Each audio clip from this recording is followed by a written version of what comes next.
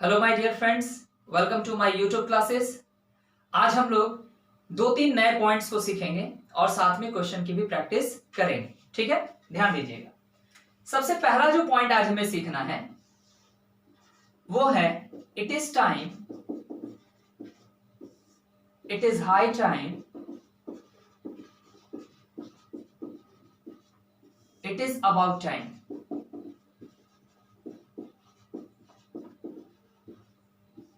इन expression के साथ आप जब कोई रूल लगाएं तो ध्यान दें कि वो रूल सिंपल पास्ट का होगा।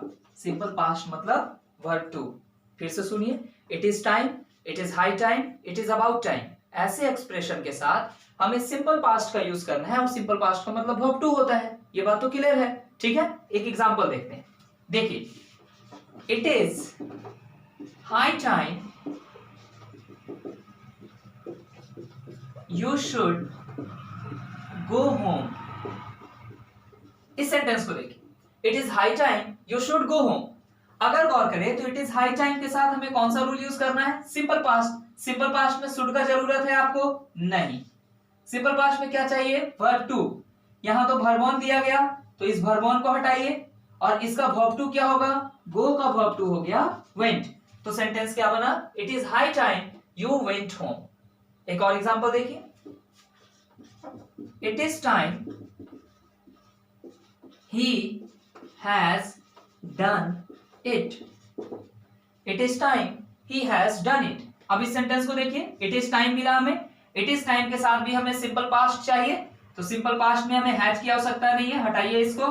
वर्ब थ्री की भी आवश्यकता नहीं है, हटाइए इसको। वर्ब टू चाहिए, तो डन का वर्ब टू क्या हो गया? डिड। तो सेंटेंस क्या बना? It is time he did it. Sentence clear हो गया? तो ये इट इज टाइम का कॉन्सेप्ट है, इसको ध्यान रखिएगा। अब आगे के पॉइंट को सीखते हैं। देखिए दूसरे पॉइंट को, पॉइंट नंबर टू ध्यान रखिएगा। यस्टरडे एगो, लास्ट प्लस लास्ट के साथ डे आ जाए, month, year, night etcetera, last के साथ कोई भी टाइमिंग आ जाए। तो यस्टरडे, अगो या लास्ट के साथ कोई भी टाइमिंग आ जाए, ठीक है। इसके साथ भी हम लोग सिंपल पास्ट का यूज करते हैं। कौन सा रूल यूज करते हैं? Simple past. सिंपल पास्ट का मतलब हो गया verb to.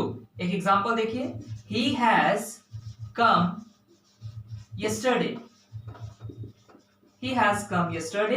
And the second example, they have done it last month. अब इन दोनों एग्जांपल में गौर कीजिए। स्टडी के कारण हमें सिंपल पास्ट यानी V2 चाहिए, तो वर्ब टू के लिए हैज को हटाइए और कम को हटा करके, क्योंकि कम वर्ब थ्री था यहां, कम को हटा करके V2 में बदलिए और कम का V2 क्या हो गया? केम। तो सेंटेंस क्या बना? ही केम यस्टरडे। ठीक है। दूसरे एग्जांपल को देखिए, they have done it last month. Last month, last month के साथ भी हमें कौन सा रूल चाहिए? Simple past. तो सिंपल पास्ट के लिए हमें हैव की आवश्यकता नहीं है, हटाइए इसको और डन को इसके V2 में बदलिए, तो डन का V2 हो गया did. So the sentence becomes they did it last month. Sentence क्या बना? They did it last month. ठीक है। एक और पॉइंट सीखेंगे आज हम लोग, ध्यान दीजिए। तीसरा जो पॉइंट है वो ये है कि इफ के साथ हम लोग दो पैटर्न को फॉलो करेंगे, subject plus verb two plus object, subject plus had, verb three और ऑब्जेक्ट। इनके साथ आने वाले कुछ पेयर होंगे, उन पेयर पे ध्यान दीजिए। सब्जेक्ट प्लस वुड, वुड के साथ वर्ब वन और object, subject plus would plus have, then verb three and finally object. ठीक है। देखिए, इफ के साथ आप दो तरह के पैटर्न को फॉलो करेंगे। इफ के साथ या तो ऊपर वाला पूरा स्ट्रक्चर फॉलो होगा, इफ के साथ या तो नीचे वाला पूरा स्ट्रक्चर फॉलो होगा। एग्जाम का काम क्या है? एग्जाम का काम है इन स्ट्रक्चर को मिसमैच करना या किसी स्ट्रक्चर में कुछ गलती करके देना। एक दो एग्जांपल देखते हैं। जैसे if you would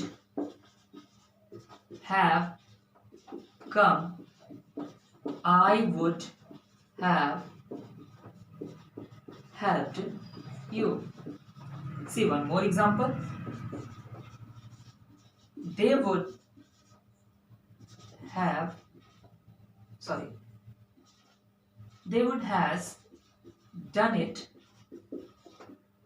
if you informed them. इन दोनों एग्जाम्पल को देखते हैं।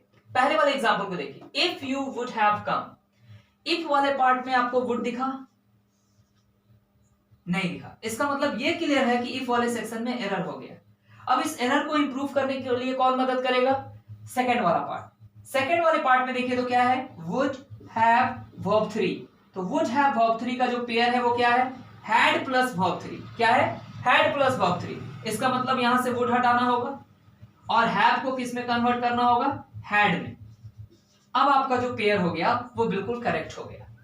ठीक है, दूसरे वाले एग्जांपल को देखिए, they would has. Would modal verb है, मॉडल वर्ब के साथ हम लोग कभी भी हैज का यूज नहीं करते हैं, हैव का यूज करते हैं। ठीक, तो ये वाला सेक्शन यहां मिस्टेक हो गया। इसको सुधारने के लिए मदद कौन सा करेगा? तो जो सेक्शन सही है, तो इफ के साथ आपको कौन सा सही पार्ट मिला? वर्ब 2। तो जब इफ के साथ आपको V2 मिल गया, इसका मतलब इफ के साथ V2 वाला पार्ट आया। तो जब V2 वाला पार्ट आया तो वहां पे हमारी हेल्प कौन करेगा? वुड, और वुड के साथ वर्ब 1। तो हमने यहां वुड को सही माना, हैज को हटाया, डन को भी हटाया, और डन का V1 क्या है? डू। तो वुड के बाद हम लोग यहां केवल डू का यूज करेंगे। तो सेंटेंस क्या होना चाहिए था? They would do it if you informed them. They would do it if you informed them. Correct हो गया सेंटेंस। ठीक है, चलिए इन पॉइंट से रिलेटेड कुछ क्वेश्चन देख लेते हैं। देखिए इन क्वेश्चंस को। सबसे पहला क्वेश्चन है, इफ यू वुड हैव। देखिए इफ वाले सेक्शन में हम लोग वुड का यूज नहीं करते हैं। इसका मतलब है ये वाला पार्ट यही मिस्टेक लेकर के आया है। अब इसको सुधारेंगे कैसे? तो सुधारने के लिए अगले वाले सेंटेंस को देखिए। आगे का सेंटेंस है, I would have immediately taken. Taken V3 है। इसका मतलब जो रूल फॉलो किया गया वो है वुड हैव और वर्ब 3। तो वुड हैव और वर्ब 3 का जो पेयर था आप जाके चेक करेंगे तो हैड प्लस V3 मिलेगा। क्या मिलेगा? Had plus V3। तो हैड प्लस V3 करने के लिए सबसे पहले वुड को हटाना होगा और हैव के जगह किसको यूज करना होगा?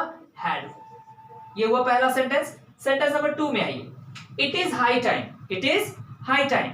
इट इज हाई टाइम के साथ हम लोग सिंपल पास्ट का यूज करते हैं। तो सिंपल पास्ट के लिए तो आर स्टार्टिंग बिल्कुल नहीं होगा, हमें वर्ब 2 चाहिए। तो स्टार्टिंग का वर्ब 2 क्या हुआ? स्टार्टेड। तो सेंटेंस क्या बन गया? It is high time you started this work. Clear हो गया। सेंटेंस नंबर 3 में आइए, he has completed his work last night. तो लास्ट नाइट के साथ बाबू आपको याद होगा, last night, last month, last year, last day, ago या यस्टरडे, इस तरह के वर्ड के साथ हम लोग किसका यूज करते हैं? सिंपल पास्ट का। और सिंपल पास्ट में हमें क्या चाहिए? वर्ब 2। तो वर्ब 2 के लिए आप यहां से केवल हैज को हटा दें। आपका जो कंप्लीटेड हो गया वो वर्ब 2 हो गया। क्यों? क्योंकि कुछ वर्ब V2 और V3 में सेम होते हैं। अगर वो V3 होंगे तो अपने पहले ऑक्सिलरी लेके आएंगे, और जैसे ही आप उनका ऑक्सिलरी छीनते हैं तो वो क्या बन जाएगा?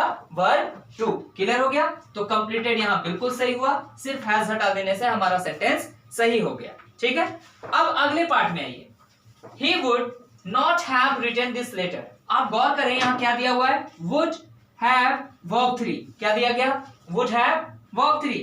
साथ में इफ ही वुड। फिर देखिए इफ वाले सेक्शन में वुड का यूज कर रहा है, इसका मतलब ये वाला सेक्शन गलत है।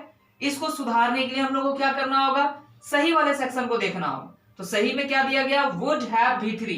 तो वुड हैव V3 का पेयर क्या है? Had plus V3। इसका मतलब यहां से वुड हटाइए और इस हैव के जगह क्या लेके आइए? हैड। और इस नॉट को कहां प्लेस कीजिए? हैड के बाद। तो पूरा सेंटेंस एक बार सही करके हम पढ़ देते हैं, he would not have written this letter if he had not heard the news। ठीक है, ये हो गया सेंटेंस आज वाले पॉइंट से। अब आ जाओ अगले पॉइंट में, it is about time he has gone there। it is about time के साथ आपको याद होगा, it is about time, it is time, it is high time, इनके साथ सिंपल पास्ट लगाते हैं। तो सिंपल पास्ट के लिए हैज का तो यूज चाहिए नहीं, हटा लो इसको। और वर्ब 3 भी नहीं चाहिए, हमें वर्ब 2 चाहिए। तो सेंटेंस क्या हो गया? he went there। इसका मतलब ये सेंटेंस क्या बना? it is about time he went there। ठीक है, अब ध्यान दीजिएगा क्वेश्चन नंबर 6 में, they have met। have के साथ met वर्ब 3 का काम करेगा। क्योंकि ये ऑक्सिलरी है और ऑक्सिलरी के साथ अगर कोई वर्ब आया है हैव के साथ तो वो वर्ब 3 बन जाएगा। अब यहां क्या दिया गया 2 years अगो, तो ago, yesterday, last day, last month, इस तरह के शब्द के साथ हम लोग सिंपल पास्ट का यूज करते हैं। तो सिंपल पास्ट के लिए आप सबसे पहले हैव को हटाएं, ऑक्सिलरी को हटाएं, उसकी आवश्यकता नहीं है। जैसे ही आपने उसको हटाया ये वर्ब 2 अपने आप क्या बन गया, सॉरी ये वर्ब 3 अपने आप क्या बन गया, वर्ब 2, क्योंकि मेट का भी V2 वही होता है जो V3 होता है। तो डिफरेंस कौन लाएगा, ऑक्सिलरी। अगर ऑक्सिलरी है तो ये V3 है और अगर ऑक्सिलरी हट गया तो ये V2 है। और हमें इस सेंटेंस में वर्ब 2 ही चाहिए, क्यों, क्योंकि यहाँ अगो का यूज किया गया है। ठीक है, तो ये कुछ क्वेश्चंस थे आज वाले पढ़े हुए पॉइंट से। ठीक है, अब हम लोग मिलेंगे अगले वीडियो में, लेकिन कल से आप लोगों को 2 वीडियो मिलेगा एवरीडे। एक वीडियो ऐसे कुछ पॉइंट और क्वेश्चन के साथ होगा और दूसरा जो वीडियो होगा वो जो बच्चे स्पोकन इंग्लिश में इंटरेस्टेड हैं, जो इंग्लिश बोलना चाहते हैं और बहुत बेसिक से शुरू करना चाहते हैं, ऐसे कुछ बच्चों से मुलाकात हुई तो स्पोकन इंग्लिश से रिलेटेड भी एक वीडियो आपको मिलेगा एवरीडे। आप ध्यान से सीखिए, जिनको लगता है कि मेरा ग्रामर बहुत वीक है, एकदम जीरो से सीखना है, तो वो स्पोकन इंग्लिश वाले सेक्शन को जरूर देखिएगा। वहां से आपका बेसिक ग्रामर स्ट्रांग हो जाएगा और बाकी कॉम्पिटिटिव का अलग ढंग से क्लास चल ही रहा है। ठीक है, चलिए मिलते हैं अगले क्लास में। Thank you everyone.